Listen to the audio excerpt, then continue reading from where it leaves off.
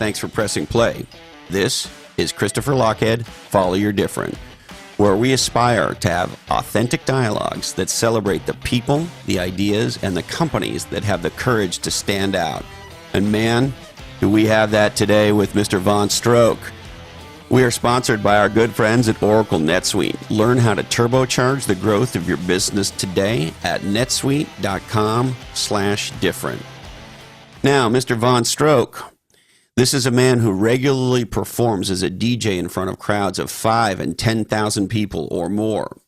Not only is he a DJ, he's an entrepreneur, and he runs his own record label, events company, clothing brand, and more. Billboard magazine says his label, Dirty Bird, is one of the top 5 independent dance labels on the planet, and Mix magazine says that Dirty Bird is the label of the decade. He's also got a critically acclaimed radio show and podcast called The Birdhouse, and in the world of electronic music, Claude VonStroke is the mayor. And we have a great conversation about perseverance. This man worked for well over a decade before he made it. We talk about creativity and making music, entrepreneurship, massive risk taking. Claude has bet it all more than once and been on the edge of disaster more than once. And we also talk about partnering with your spouse. He and his wife run their business together. So for more, go to lochhead.com and check out the show notes on this episode, for this episode, and get the key takeaways. Also learn more about Mr. VonStroke's music. He's got some new stuff coming out right now. And I also want to let you know that Claude VonStroke is his stage name, as you may have guessed. So during our conversation, you'll actually hear me refer to him by his original name, which is Barclay Crenshaw. Now, hey ho, let's go. So how are you, Barclay? I'm good. It's really great to meet you. It's nice to meet you too. There's a million questions that I have. I mean, it just seems like if one of the things about having a legendary life is have an interesting life, at least as I've gotten to know you and, learn some stuff about your background, it sounds like you're having a very interesting life. Is that how it feels? Yeah, it's more interesting than I thought. I don't know if it's more interesting than I thought it would be when I was a kid. I probably thought I was going to be in like J.R. Tolkien book or something, but yeah, I mean, there was like a part in there where I had regular jobs for a really long time where I was like, man, is this going to be it?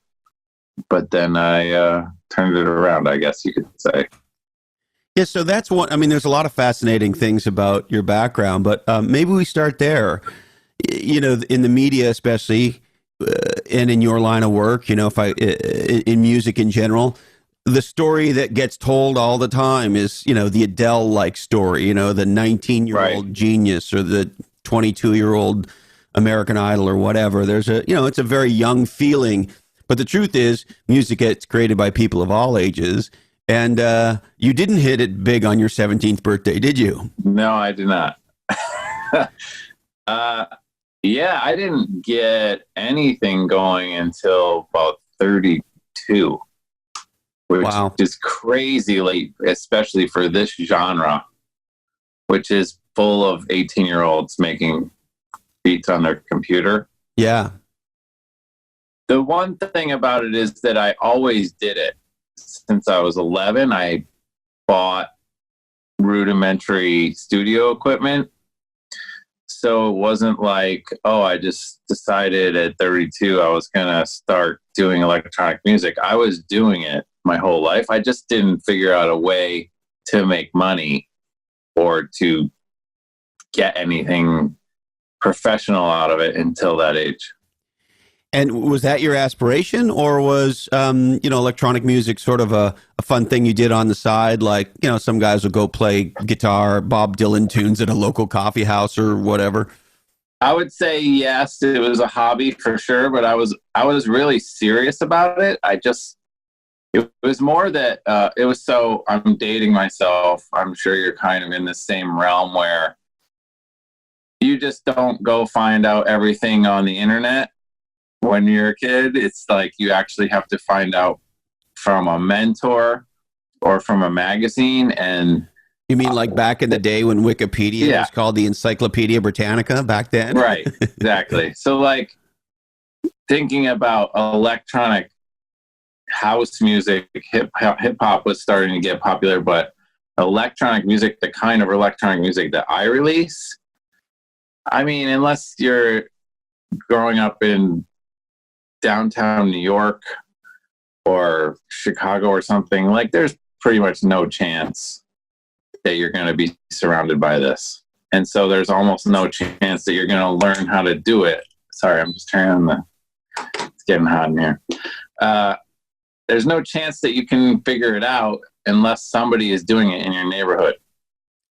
So there was nobody doing it in my. You really needed a mentor. You needed role models to look up to. You can't just figure the shit out. Yeah, there's a reason why there's no huge DJ from Milwaukee. And it's not because there's nobody that's talented in Milwaukee. It's because there's no generational group of artists every 6 years flipping over that's showing another group of younger people like, oh, you can be a huge techno DJ from Milwaukee. That's kind of, it's like, had to you know leave what Detroit. I mean? You had to leave Detroit. Well, I was actually born in Cleveland, and then we moved to Detroit, and that's when it started to change. Oh, interesting. So Cleveland's like a rock city, and that's fine. I liked it there, but when I think we moved in like 7th grade, and then the radio is really what changed. So what year roughly would that be, Barkley? Like 1983 or something like that. Yeah. So the radio is like, I'm listening to a DJ every night. I'll put it to you very plainly. I can even tell you the names. I went from listening to Uncle Vic in Cleveland, playing like Journey, to listening to the electrifying Mojo, playing Prince, Run DMC, Spoonie G, Juan Atkins, like completely flipped what I was listening to on the radio. And I was one of those kids that listened to the radio every night. Yeah. I was obsessed with listening to the radio because it's not like now where you can just listen to whatever you want. You listen to what you could listen to. Yes. And there was only a few stations, really. I mean, compared to the choices we have today, right? And it is interesting how much we are influenced by the music we listen to, and of course back then by the few radio station choices we had. We picked one, and away we went, right? Yeah. And so when you were in your 20s, you're working on your craft. Are you still aspiring to be a pro DJ, or are you thinking, hey man, this is going to be a fun thing I do, it's going to be part of my life? But like some people sing in a choir, or do whatever they do, but it's not how I'm going to make my living. Or were you the whole time thinking, I really want to do this? No, I wanted to be a film director, and it took me a good solid 15 years to realize that requires being it's more of a project management, people management job than I can just sit in my house and needle everything to death kind of job. And I was better at the latter, and so I was better at making music than making movies. I'm not saying I was bad at making movies. I'm just saying the path is just totally different. It's like you need to be a real like manager of personalities to be a great filmmaker. But to be a musician, you just kind of have to learn how to manage yourself. Yeah. So I find this fascinating. So you spend 15 years on a primary path called I want to be a filmmaker. But it was almost like it was like the music thing was in the closet. It's like I'm so good at the music part, but I don't want to admit it. Why didn't you want to admit it? It's almost like, oh, I'm going to be a musician.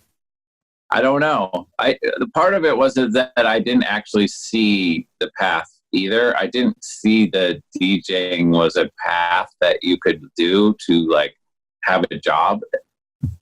So when you were in your mid-20s, you weren't thinking, that's kind of when I first saw it.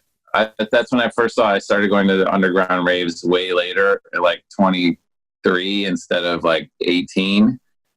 And so I saw some guys in Detroit and I was like, wow, these guys, this is all they do. And did it ever occur to you that you'd be standing in front of 10,000 people doing that? No, never. Yeah. But I mean, I did get the bug right around then. And so I want to go back to this 15 years in the closet stuff, because I find it fascinating. You know, you read all this shit about self-help or how do I design my life, or, you know, people ask for advice and all that. And most of what we hear, I think, is either bullshit or inaccurate. And so, you know, I find it fascinating because if you listen to most success literature, they say, hey, set your goal, go for that goal, and hustle, hustle, hustle until that goal happens. And somewhere along the 15-year path, there's a pretty major change for you. And the goal you started off with doesn't end up being what you pursue. Is that accurate? The lines are so blurred on this one, because I'll tell you why. It's because I was actually kind of doing both at the same time. I decided that our earlier problem that we discussed, where you can't find out any information, I was going to, because I worked in a shop that had equipment. I worked in a post-production facility in San Francisco at the time. I had moved from Detroit after a while, and I decided that the way I was going to get around the not knowing anybody who's in the industry was I was going to make a documentary about house and techno music. And every famous DJ that came into San Francisco, I would get someone to come with me with a camera. I didn't even own a camera. I would get them on Craigslist. We would go to the venue. I would have done it over email with them. And I was lucky enough to get a few of the respected Detroit artists through some personal connections to do it. So at that point, it was kind of like high school, like, oh, these 4 guys did it. And then they're like, oh, of course we'll do it, because those other 4 guys were on it. You know what I mean? So I want to make sure I understand. You were interviewing the top DJs who are coming to San Francisco from somewhere else. Exactly. Right. And in so doing, you were conspiring to have them be mentors for you without them even realizing it. So you had a wickedly evil plan going here. Yes. I would interview them for like an hour or 2, and their thing would end up being 5 minutes when I would edit it all down.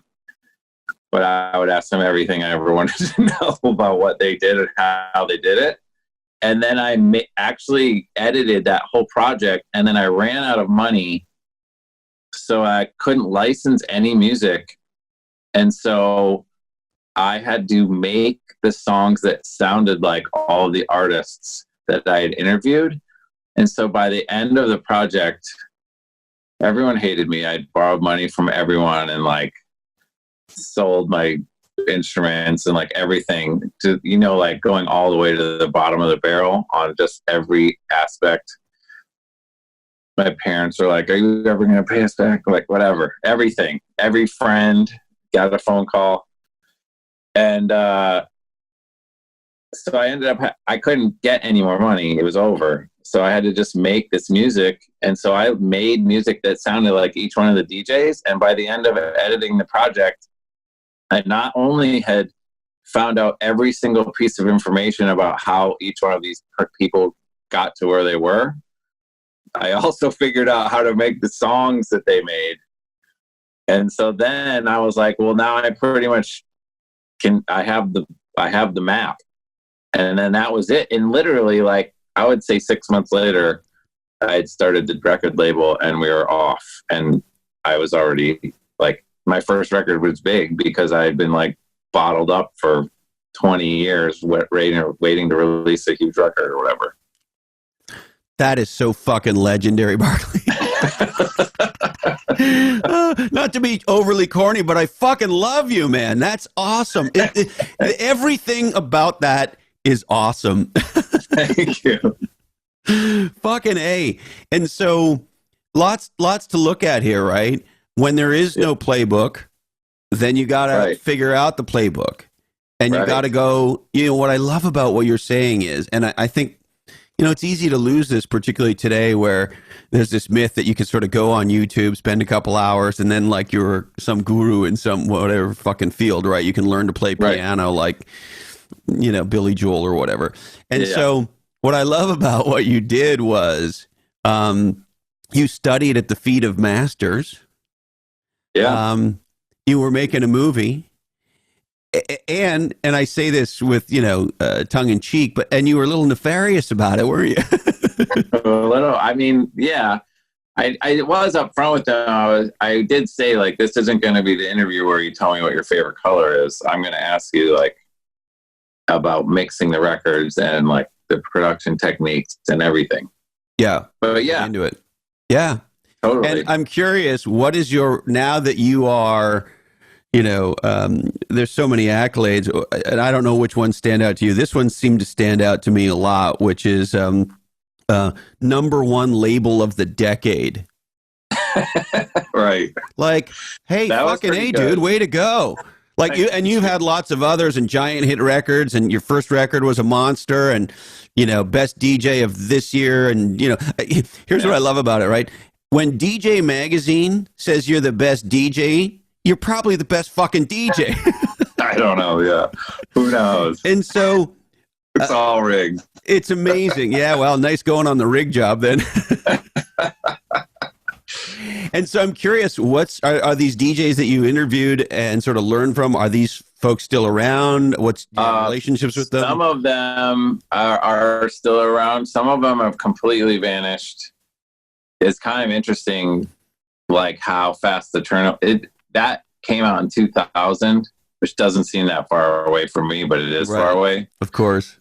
Or it made it come out in 2001. And yeah, most of everyone's not around. But I mean, one of the best interviews on the whole thing was this guy, Derek Carter from Chicago. And I just did a festival in Chicago, and I had him come and just play back to back with me for like the last 40 minutes or whatever, just as kind of a 360 like thing. And it was really cool. And that was the first time I ever played with him. And I mean, I remember being in a club and watching him and being like, that's almost impossible to imagine being able to do what he's doing. Yes. And I want to circle back to this sort of from movie to music in a sec. But before we go on this topic, I'm curious if you're having this experience in your life. So I've had exactly that experience that you described in a business context where literally the first sort of mega successful entrepreneur that I knew about, that I was sort of roughly in orbit of, but far, and then finally met. So not like a Bill Gates where you knew him, but the chances you were going to meet him. This was a guy that, I was in Canada, he was in Canada. Anyway, I finally met him. His name's Norm Francis. He's a legendary technology entrepreneur. And when I met him, I was literally a plebe, in the world, and he was, the man in the world that I was in. Fast forward to today, we have a great relationship. We've done a few things here and there. We communicate. That's great. And so on one hand, there's this sort of acknowledgement of elder, acknowledgement of master, and sort of the thrill of having a relationship with an idol. And then here's the second part I want to ask you about. Are you also, because this is something that's going on for me in, more recently, is I'm at the place where I'm now that guy for the next generation. And so it sort of feels really cool to be in the middle generation with your old heroes, that some of which you get to know, and then your new young heroes that you're helping out. Are you having that? I have this pretty much identical scenario going on right now where the person that I wanted to be like or sound like, his name is Green Velvet. And he did this track called The Percolator, which probably, if you listen to any of this, you know this track.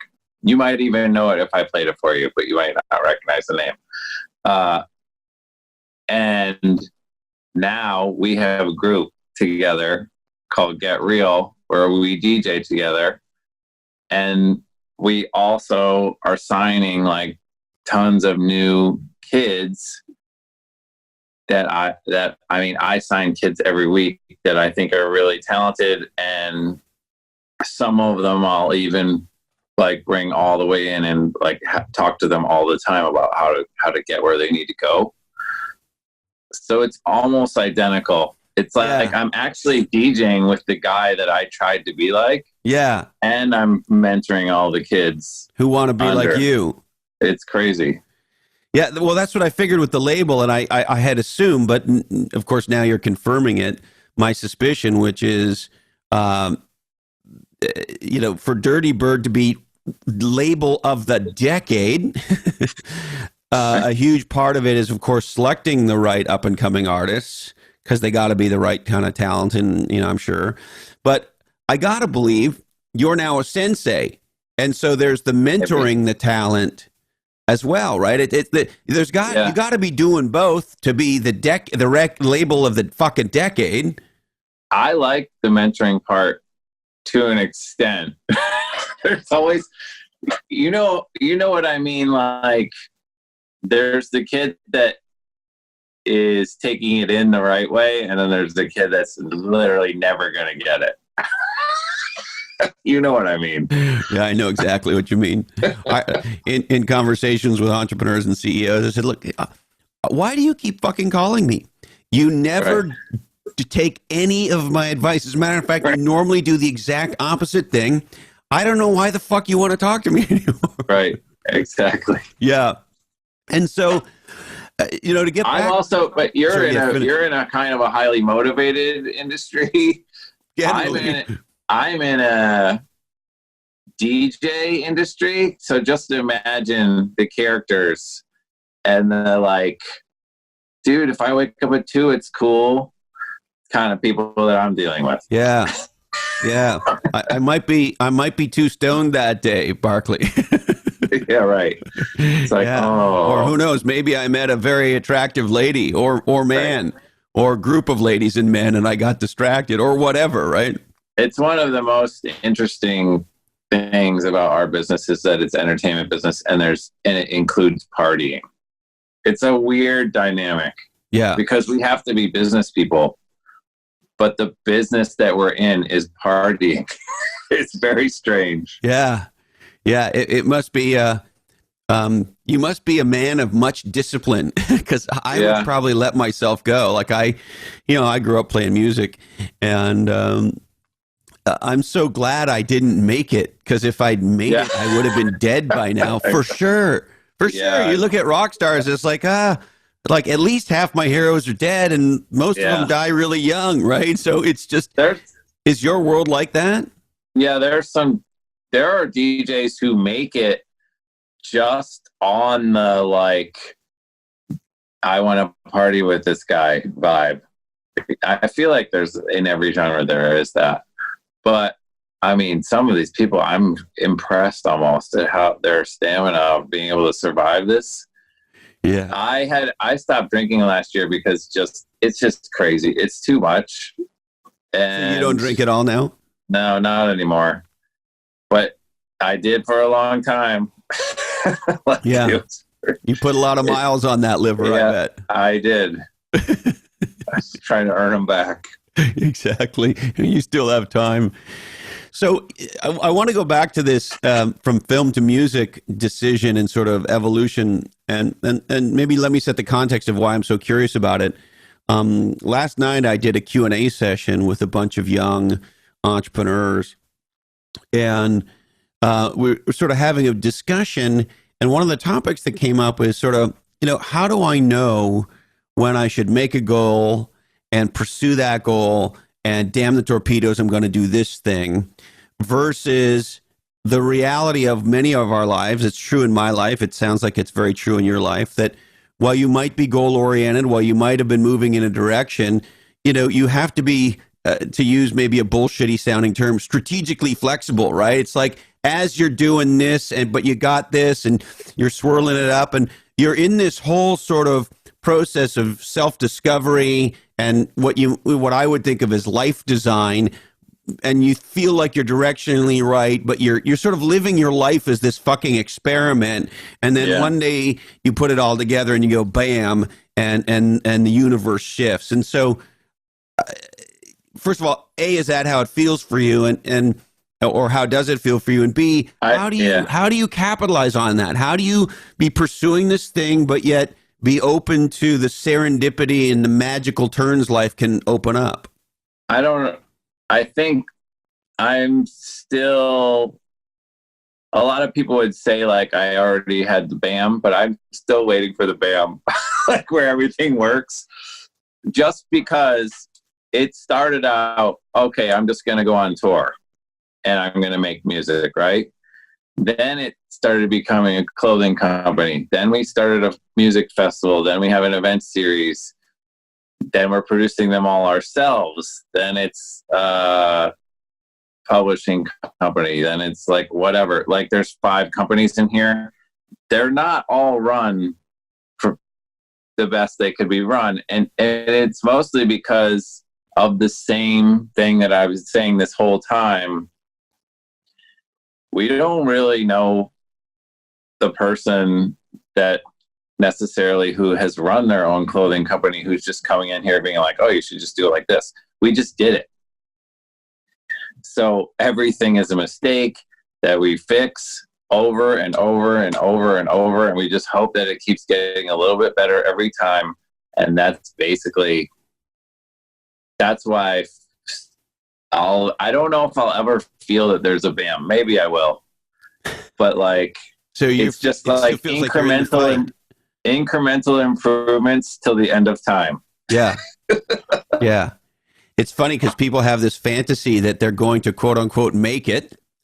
Right. And when they make it, it'll be just moonlight and canoes and champagne and roses and right.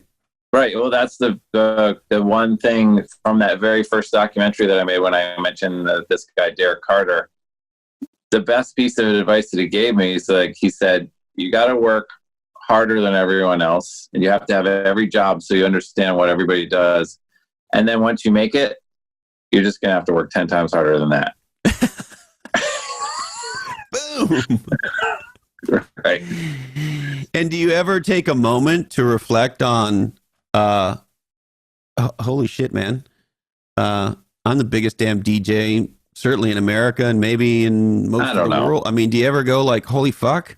Do you ever go like, hey man, we created this record label and have, exposed the world to all these artists, and holy shit, I'm about to walk on stage in front of 10,000 people who are ready to, go mental with me? Sometimes I do take a moment like on stage sometimes if it's really like an amazing show. I definitely notice that I say that, like pinch myself here and there. But honestly, I'm always trying to like make it better for the next time or just figure out some kind of tweak to improve it or whatever there is to do. Like I'm never resting. Sometimes I enjoy it. I mean, I always enjoy it. It's great. I was like working in the stockroom 30 years ago or whenever. Yeah. Way different now when you walk out on stage at one of your own festivals in front of 5,000 or 10,000 people, right? Yeah. I mean, I feel like I'm almost lucky that I had a lot of quote unquote real jobs, because when I started to kind of get paid to do music, I was like, wow. I wasn't like, oh, this is just going to be happening forever. I'm so awesome. I was like, holy shit. I finally don't have to go to pack boxes or duplicate DVDs or edit this Men's Warehouse video or whatever the fuck I was doing. And I don't have to go worry about like how many TV commercials I can be a production assistant on or whatever. And that really, it's like I got my claws in and then I literally never unhook the claws. Oh, yeah, that's so great. It's interesting. I'm sure you've had this experience. You know, I from time to time spend some time with some very what I would call super ding dong people. You know, highly important, super successful people. And I always find it interesting. You know, for example, if you're out at dinner and somebody treats the wait staff like shit, and I think, oh, you never had a real job, did you, motherfucker? No, because like you and I sound like we're from the same place, which is, you know what? I try to be super nice to the gal or the guy bringing us the cocktail or the dinner, or like, or the guy parking your car, or the gal. Otherwise, they're going to be dropping their balls in it in the back room. Well, there's that factor too.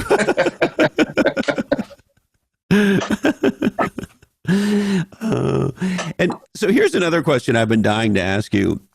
In some ways, you're in the hit business. Is that fair? You want to make some hits, right? That's actually not true. It's not. It's interesting. It's interesting. We are technically an underground label, and because of that, we don't have the same kinds of pressures as a label that is kind of more of a hit machine. And we take huge risks and we release weirder stuff.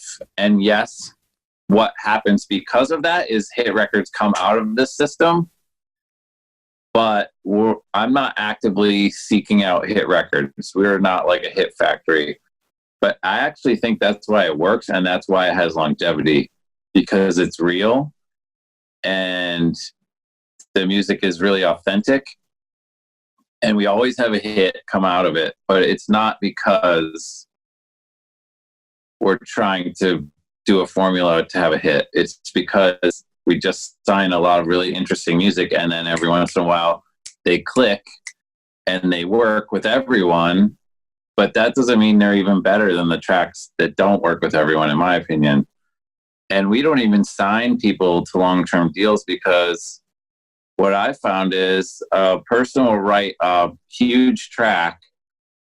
They'll start touring. They'll have no concept of what it is that they have to do because they're touring every weekend. And every once in a while, somebody's incredibly prolific. I'll try to sign them longer deal.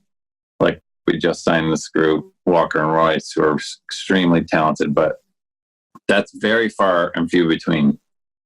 Interesting. So what is it about? I want to make sure I understand your point. What is it about, I'm an artist, I do one record, I have a hit, but I'm not necessarily set up for enduring success? Well, maybe explain that a little bit more to me. Yeah. It's kind of like if you won the lottery and you had no idea what it was like to have $7 million and you just blew it all in like 18 weeks. It's not the same, but I'm saying, like, if you have a hit record and if you kind of know how to DJ, so people don't get booked. Back in the day, people got booked on being really incredible DJs. Those days are over completely. Now you get booked if you have a popular track. So just because you have a popular track does not mean that you're a good performer. So there are guys that like just get thrown out onto the road. They have no idea what they're doing. They don't know what to expect. They have no idea what the life is like to be in an airplane like 8 times a weekend and to DJ Thursday, Friday, Saturday, Sunday for 6 weeks. And they can't handle it. They don't make any new music. You never get another record, or the records they make are just complete garbage because they can't focus on it. And they maybe be a good producer, but they can't do both. So I've seen the one hit wonder thing happens in dance music more than anything else. People have complete meltdowns all the time. That's fascinating. And I'm curious about this, because I've spent probably 2/3 of my professional life working in the B2B enterprise space.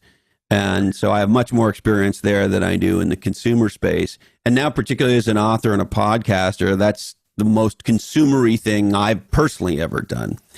Right. And, I've talked to lots of super high end, super successful authors and podcasters. And, I always say to them, okay, so how do you be you, like you did for your movie? And they tell you stuff, and that stuff's interesting. And there's some patterns and all that. But the truth is, having sat down with some of the most successful authors and podcasters on the planet, they don't really know what makes it work. Right.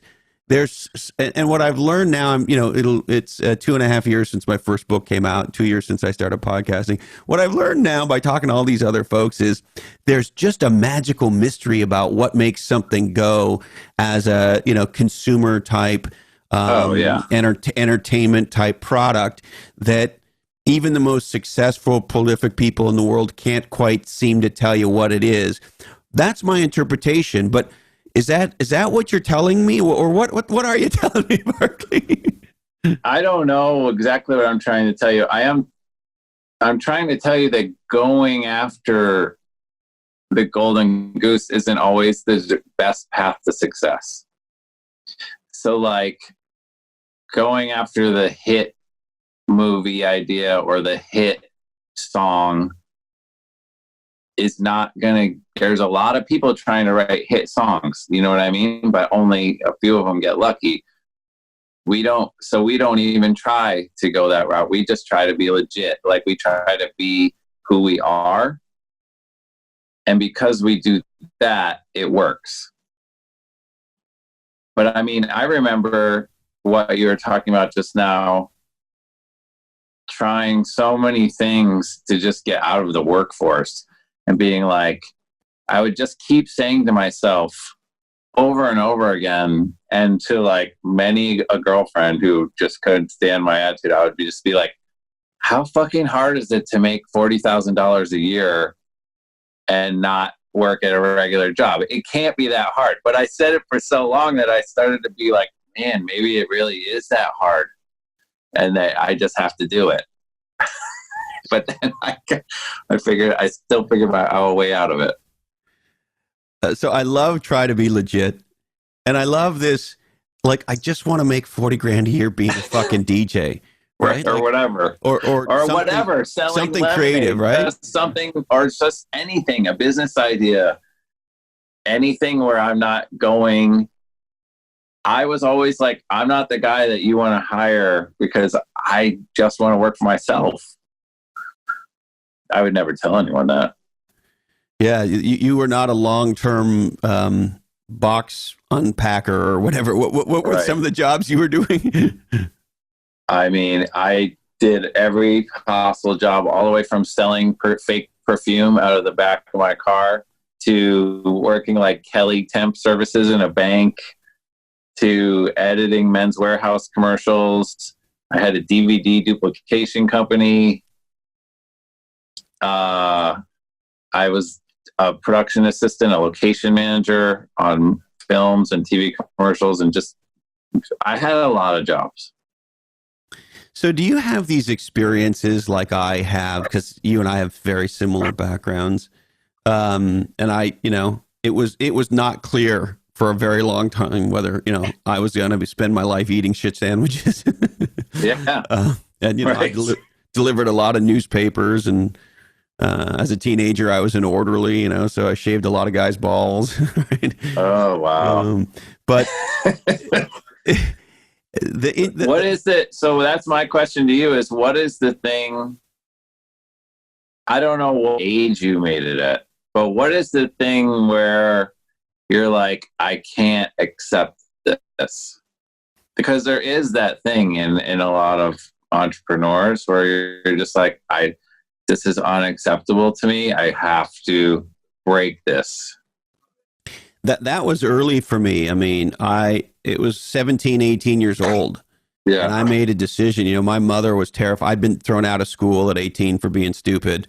I found out at 21 I'm dyslexic and I have all this other stuff. I just put it all together and call it dysfucklia. But anyway, and so at 18 years old, the band I was in had broken up. I had a job as an orderly, and my mother was terrified that I was just going to be an orderly. And, look, not that there's anything wrong with that, but a life where you do the same thing for 50 years to get to a pension. You know, she hoped for more for me, and certainly I hope for more for me. And so I made a decision that I was going to go for it come hell or high water. And I started a company with a buddy of mine and kind of onward and upward. And I guess to answer your question, when did I feel like I made it? I started at 18. My first company failed miserably, was massively in debt, ended up going and joining another startup to help start another company, paying off my debts, doing all that stuff, blah, blah, yada, yada. A couple companies later, I sold that company to a Silicon Valley-based software company when I was 27, going on 28. And so by 28 years old, I was the head of marketing for a publicly traded, $150 million software company in Silicon Valley, and I had become a millionaire. Wow, cool. And so at that point, I certainly felt like I had made it. But the flip side, and I don't know if you felt that way to the point you were on earlier, I was way too busy going for it to spend, I had a moment of, sure, let's have some champagne, this is awesome kind of moments, and, more than one, but I was too busy trying to then be, a legendary marketing executive and build the company and beat the competition. And, and then the internet took off and, and so you're busy doing your life as opposed to reflecting on, hey man, compared to delivering newspapers and shaving guys' balls, this is way better. Right. Yeah. But I mean, you have to take that with a grain of salt as well, because I watched this movie. I don't know if you've heard of it. I think it's done by Rob Reiner, where it's all these 90 plus year old friends of his and why they're still alive. And it's because they all work. They all go on walks every day. They all still sing and perform, and they all go out to lunch. Like it's like once you stop doing the stuff that you wanted to do, you're basically just sitting on the couch and just dying. Yeah. So there is like a thing like stopping. Like there is no day, in my opinion, where you're just going to be like, oh, now I don't have to do anything, because that's basically you're over. You know what I mean? It's so funny you say. There's no like resting year. Right. Well, I have tried to do that and failed miserably. And I used to say that I was retired. And one of the gifts of this podcast is, I get to meet a lot of legendary folks like yourself. And, some of them I developed friendships with. And one of those people is the legendary NBA player, Bill Walton. And Bill whacked me and said, retired? He said, John Wooden never retired. And he made me realize that your point is the point. The things that you do might be different. But if you're somebody who likes to, do shit in the world, to create shit in the world, to hopefully make a difference in the world, and to hopefully, have fun making a difference, creating shit that matters in the world, right? Look, as my buddy David Sachs says, beaches are boring. Yeah, it's true. I actually find beaches boring, even though my wife loves them. Well, and I love them too. I mean, I know I'm screwed, because I'll go into I'll just go into like a movie theater with my kids, and I'll like count the rows and be like, how much were the tickets, and how many rows are there, and how many seats are in here, and how much did it cost them to hire the 5 people to pick up the popcorn, and how much did they make on this screening? Like I got it bad. So the squirrels are always juggling those kinds of chainsaws in your head. Right. And do you also, I'm curious, I mean, obviously you're a prolific musician as well as now entrepreneur. Do you have music swirling around in your head all the time too? Yeah, pretty much. It's a different thing, but yeah, I'm always in the studio every day. And I actually work with a guy who's really interesting. His name is Mike Monday. And he's kind of turned me on to a new way of doing music. Like a lot of people think that it's just, you just get your inspiration when you get your inspiration and that's it. Or you can just work on something and pound it to death until it works. But I've kind of started this new thing that's working incredibly well, where I just do as many ideas as possible. And then we kind of have this thing in a program called Trello, and it's a system. And it's like you do 100 ideas in 30 days, and then you just whittle them down. Like, these are the 20 that I think are better. And then these are the 10 that I'm going to finish. And then these are the 5 that I finished out of the 100. And because you had 100, it's like you're guaranteed there's some amazing shit in there. But if you only started with the 5 and you're just like needling those 5, they might turn out good, but the chances of them being amazing are way lower. Yeah. Yeah. And so it sounds like the creative process you're using is the one I hear a lot, which is try a lot of shit. Yeah. And see what works. And in that beginning, in business, in Bizno geek speak, we call it ideation, right? It's like in the beginning, we're brainstorming and we're not evaluating or criticizing. It doesn't matter how stupid it is. As a matter of fact, my friend, the legendary designer, John Bielenberg, he calls this approach thinking wrong. And in order to teach kids creativity, when he teaches at universities and he lectures a lot. He's an amazing guy. Anyway, one of the exercises he does in his workshops is he says, your job is to design and build a bicycle. And there's only one design point for the bicycle. It cannot be rideable. Okay. Because his theory is you can always take something that is completely crazy, completely creative, completely quote unquote stupid, and dial it back, and maybe some good ideas come out of it. But he says it's hard to take something that's very practical and functional and dial it up. And so in the early stages of creativity, it sounds like that's what you're doing. You're throwing, you're being super creative and not judgmental, and then you figure it out down the line. It's like seeing what sticks to the wall. And there's no judgment on the idea part. This is the same thing that you're saying. It's like, it could be the biggest piece of crap that anyone's ever heard, but it still counts that you did the idea.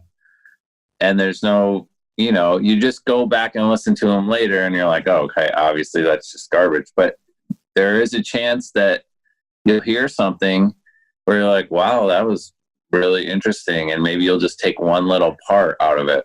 And because it's so cool, some accident happened. And it's almost like you're working on a lot of things at the same time. So it also helps because a lot of times in music, it's like writing. You just get stuck. But let's say you're writing a book, right? Let's say you're writing 5 books at the same time and you're just totally stuck on the how to play tennis book. So you just go over to the fantasy novel and you just do 10 pages over there so that you can get back to the how to play tennis book. You know what I mean? It's kind of like that. Yeah. And it tells me a lot about your brain too. Yeah. Maybe a little bit of a super creative ADHD theater going on in there. Maybe it's possible. Yeah. No, I know I don't have you for a ton longer, and I want to be respectful of your time. I did want to touch on for sure. I think it's super cool that you're an entrepreneur, and it's super cool the role of your wife in the business. You guys have co-created the business together, and it sounds like she's been a huge supporter of you on the creative side, and now you have this business together. So can you tell me a little bit about that? Well, initially, she always she was a marketer, and she had a lot of big marketing jobs at like Leapfrog and Mattel and like all these companies. But so I was running it for many years by myself, and it was like decently successful. But then when I would just come in and be like, oh my God, I wish this was better. I wish this was better, to the point where she's just like, fuck it. I can't stand it anymore. I can't stand watching this train wreck. I'm coming in and I'm going to start doing all the marketing and help you with the events. And like, that really, like, we had a really good thing, but it was so one-man bandish that there was just no way it could blow up. And so when she came in, it was like the fuel on the fire that we really needed. And she really took it to the places where I can't do everything. And she's very smart. And she's just changed everything, like the way we collect data, like all the things that there's no way I would think of. It's a really good partnership. And so how does it feel to, and you have children, yes? Yeah, we have kids. Yeah. Do you have kids? I don't know. Okay. But I'm curious, how does it feel? You two have co-created a life. You co-created some people and you've co-created this business. And so, that's like you're doing an extreme partnership with each other on every dimension possible, right? And it gets hairy. I'm not gonna lie. Tell me about that. There are points where you're like, wow, like this, we're just going at it, and it's not. There's no safe zone if your business partner is also your wife and your co-parent, and there's no boundary to the arguments. They can just cross over into everything. So yeah, there's no safety zone. Right, there's no safe area that you can hide. But it still, even though that happens, I think we're really good together, and I mean that's just bound to happen. And hopefully, I'm really pushing for her to get more of a staff, more an assistant group. She's holding a lot of things, and I have an assistant, and I mean it's pretty obvious that she should have one too, but she's stubborn just like me. Well, it's an inspiring story, an inspiring relationship. She must be an amazing gal. She's great. Now, Barclay, is there anything else you'd like to touch on before we kick out? I don't know. Not really. I mean,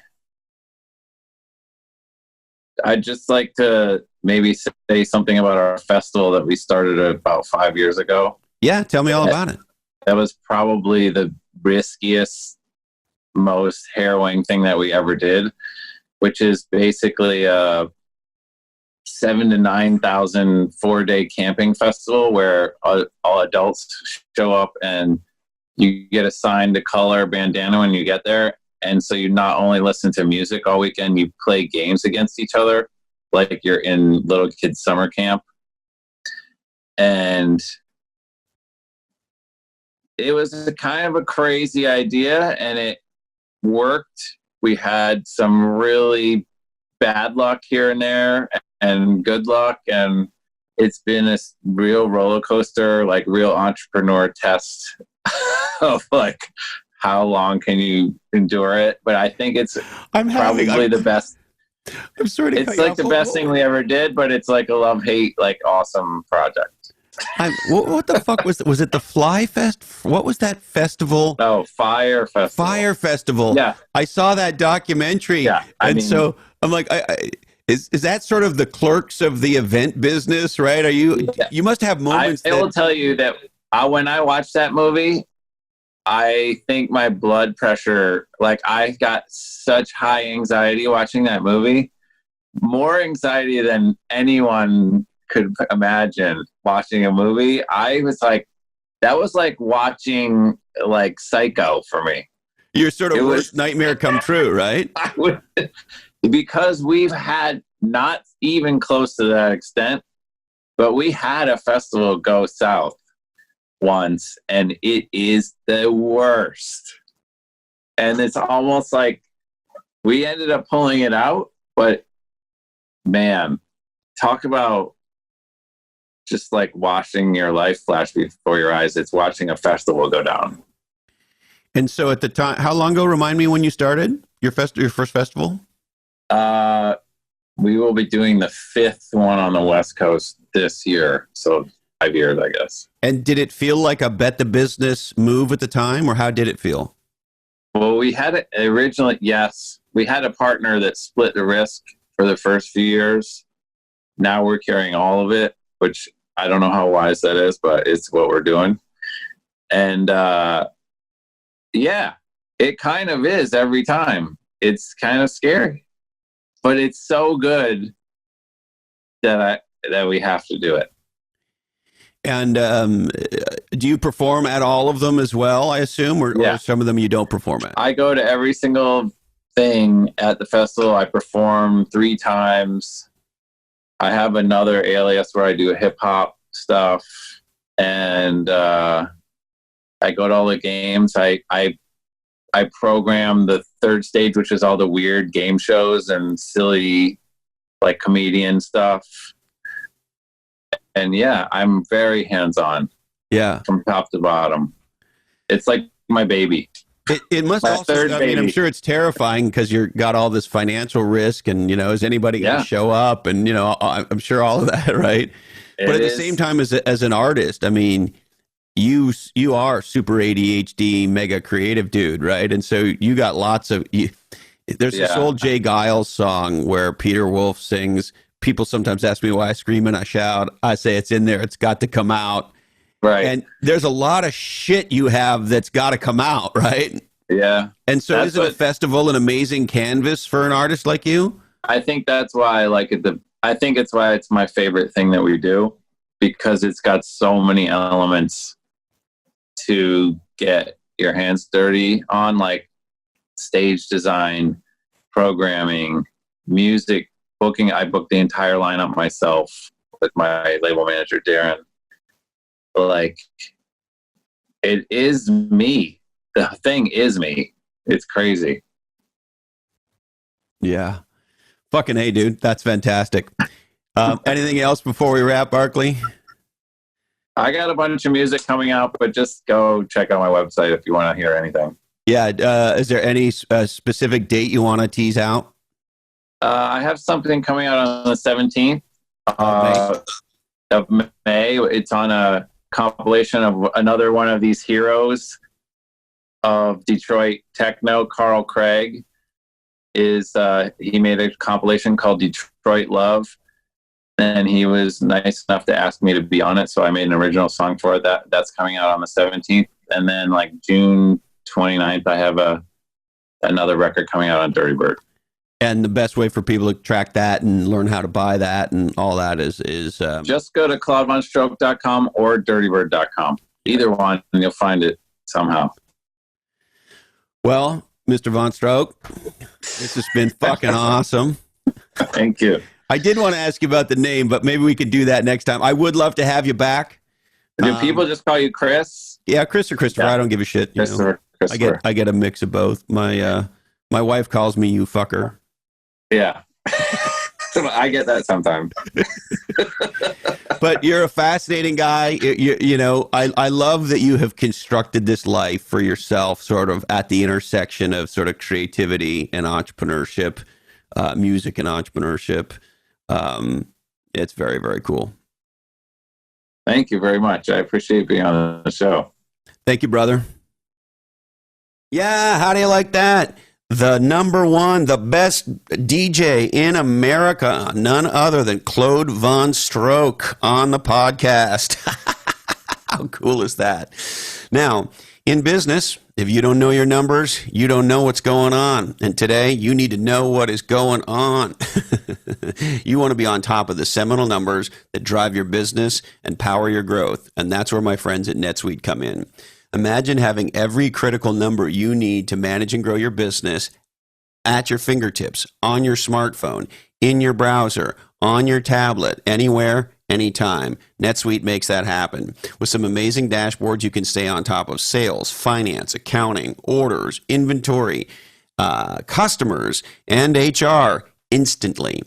Thousands of the best-known brands and fastest-growing companies use NetSuite to manage and grow their business.